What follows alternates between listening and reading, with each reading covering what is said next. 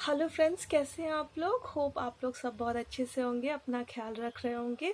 बहुत लोगों को मैंने कहते हुए सुना है कि डेंटिस्ट के पास जाओ तो खाम खा के दांत निकाल देते हैं, कहते हैं ना ऐसे कुछ लोग। सो देखिए, मैं आपको बताऊं कि खाम खा दांत नहीं निकाले जाते हैं ना। कुछ लोग करते होंगे, तो मैं उनके बारे में नहीं बोलती, मैं जनरली बोल रही हूँ। कभी भी डेंटिस्ट का काम है दांत बचाना, दांत निकालना नहीं, है ना। तो लोग डर जाते हैं। तो मैं आज आपको बताती हूँ कि डेंटिस्ट किन कंडीशंस में दांत निकालते हैं, ताकि आगे जाके आपको समझने में आसानी हो जाए। जब आप कभी भी डेंटिस्ट के पास विजिट करें तो कोई कंफ्यूजन नहीं रहे आपके दिमाग में, आप पूरी तरह मेंटली प्रिपेयर्ड हो जाएं। और कुछ नहीं समझ में आया तो बार बार अपने डॉक्टर से पूछिए, वो आपको बार बार समझाएगा। जो नहीं समझाता वो ठीक नहीं है, वो समझाना ही चाहिए। ठीक है, समझाने के बाद कॉन्फिडेंस में लेने के बाद ही पेशेंट का कोई भी ट्रीटमेंट या एक्सट्रैक्शन करना चाहिए, दांत निकालना चाहिए। ठीक है, तो घबराने की ज़रूरत नहीं है। अब जब भी आप कोई भी डेंटल क्लिनिक विजिट करते हैं तो ख्याल रखिए, पूछिए, अपने सवाल पूछिए, अपने सारे डाउट्स क्लियर करने के बाद ही आप अपना दांत निकालिए। ठीक है, आज मैं मोटा मोटा बता देती हूँ कि किन कंडीशंस में दांत निकाले जाते हैं। सबसे पहला और मेन रीज़न होता है दांत का इतना ज़्यादा डैमेज होना कि उसको बचाया नहीं जा सकता। मतलब कि अगर आपका कोई दांत है और उसमें इतना गहरा कीड़ा लगा है, बहुत बड़ा लगा हुआ है, और उसने दांत का जो क्राउन पोर्शन है, क्राउन मतलब जो जो हिस्सा हमारा दांत का जो दिखाई देता है, ये जो सफ़ेद वाला हिस्सा है, ठीक है, इसके नीचे जड़ होती है ना, दिखता तो हमें सिर्फ ऊपर वाला हिस्सा है जो उसका क्राउन होता है, जो उसका ऊपर का हिस्सा होता है। तो वो जो है बहुत ज़्यादा डैमेज हो गया हो, इतना ज़्यादा डैमेज हो गया हो कैविटी की वजह से, किसी क्रॉनिक डिजीज़ की वजह से, कि उसमें अब उसको रेस्टोर नहीं किया जा सकता, मतलब उसको किसी भी तरह से बचाया नहीं जा सकता।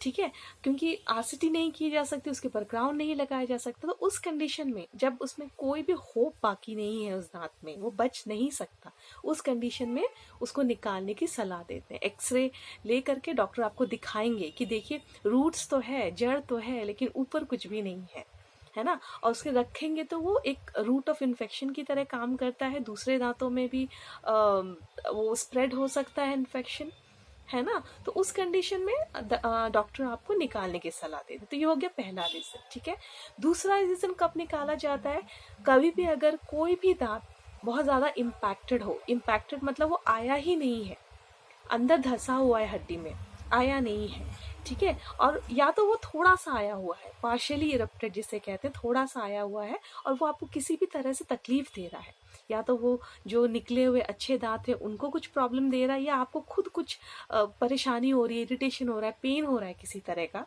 तो उस दांत का भी कोई यूज़ तो है नहीं। तो उस कंडीशन में भी एक्सरे लेने के बाद जिस टाइप का भी एक्सरे ज़रूरी है, डॉक्टर आपको निकालने की सलाह देते हैं। ठीक है, तो ये दूसरा रीज़न हो गया इम्पैक्शन का, जब वो आया नहीं हो या थोड़ा सा आया हुआ हो। ज़्यादातर ये चीज़ जो है विजडम टूथ में होती है, लास्ट वाले में, दूसरे में भी हो सकती है पर इसमें ज़्यादा होता है। ठीक है, और तीसरा रीज़न है, कभी अगर आपका कोई एक्सीडेंट हुआ हो, है ना, आप कोई ट्रॉमा हुआ हो, कोई एक्सीडेंट हुआ हो, और एक्सीडेंट में आपका दांत फ्रैक्चर हो गया हो, कोई भी दांत। ठीक है, हर फ्रैक्चर में भी दांत नहीं निकाले जाते, वो डॉक्टर आपको बताएंगे। हर फ्रैक्चर बहुत तरह के होते हैं, हॉरिजॉन्टल, वर्टिकल, और उसके भी लेवल्स होते हैं। किस लेवल पे, किस दांत के किस हाइट पे, लेवल पे दांत टूटा है, किस तरह से टूटा है। ठीक है, तो ज़्यादातर वर्टिकल फ्रैक्चर्स में दांत को निकाल देते हैं, जब वर्टिकल फ्रैक्चर हुआ, काफ़ी ज़्यादा हुआ हो, है ना। तो उस कंडीशन में भी दांत को निकालने की सलाह देते हैं। जब किसी आदमी को चोट लगी हुई, एक्सीडेंट हुआ हो, है ना, ट्रॉमा हुआ हो, उस कंडीशन में निकालने की सलाह देते हैं। ठीक है, वो क्यों निकाल रहे हैं पूरा डिटेल में जो है डॉक्टर आपको बताएंगे उस टाइम पे। ठीक है, और चौथा रीज़न होता है किसी ट्रीटमेंट पर्पस के लिए। ठीक है, ट्रीटमेंट पर्पस कैसा, एग्जाम्पल के लिए ले लीजिए आप ऑर्थो ट्रीटमेंट, जो बच्चों के जो दांत वो होते हैं ना, वायर लगे हुए, देखा है ना, दांत सीधे करने के लिए जो वायर्स लगाते हैं, उस कंडीशन में डॉक्टर जो है स्पेस गेन करने के लिए, सारे दांतों को जगह ठीक से नहीं मिल रही है, इसलिए वो टेढ़े बेढ़े हैं, अब उनको सीधा करना है, लेकिन जगह ही नहीं है तो सीधा कैसे करेंगे।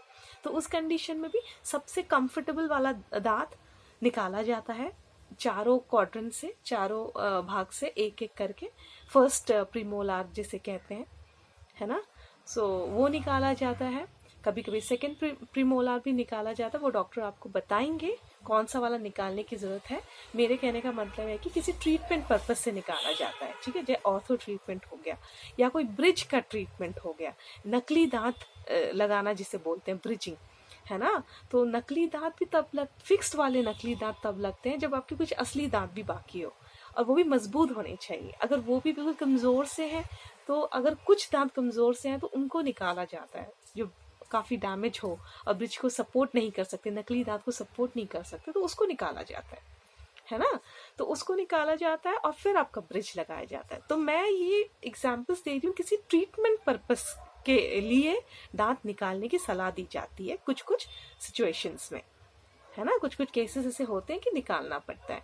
तो ये भी आपको डॉक्टर पूरा डिटेल में बताएंगे जब वो पूरा ट्रीटमेंट प्लान कर रहे हैं, ठीक है। चौथा, पांचवा रीजन मैं आपको बताऊं बच्चों में, ठीक है, नन्हे मुन्ने से जिनके आपको पता है बच्चों में एक दूध के दांत होते हैं, उसके बाद हमारे अंदर परमानेंट दांत आते हैं, ठीक है। कभी कभी कुछ बच्चों में क्या होता है, परमानेंट दांत आने का समय हो जाता है, लेकिन दूध का दांत ही वहां पे होता है, वो गिरता नहीं है बहुत टाइम तक। जब आप एक्सरे लेते हैं, जब डॉक्टर एक्सरे लेते हैं, वो आपको दिखाएंगे कि नीचे जो परमानेंट दांत है या थोड़ा सा आ रहा है, बट ये जो दूध का दांत है उसको गिरना है ताकि वो पूरी तरह से ऊपर आ सके। तो इस कंडीशन में भी डॉक्टर थोड़ा वेट करते हैं, जितने भी समय के लिए वेट करना है वो बताते हैं पेशेंट को, और अगर फिर भी वो दूध का दांत नहीं गिरता है तो वो फिर उसको निकाल देते हैं।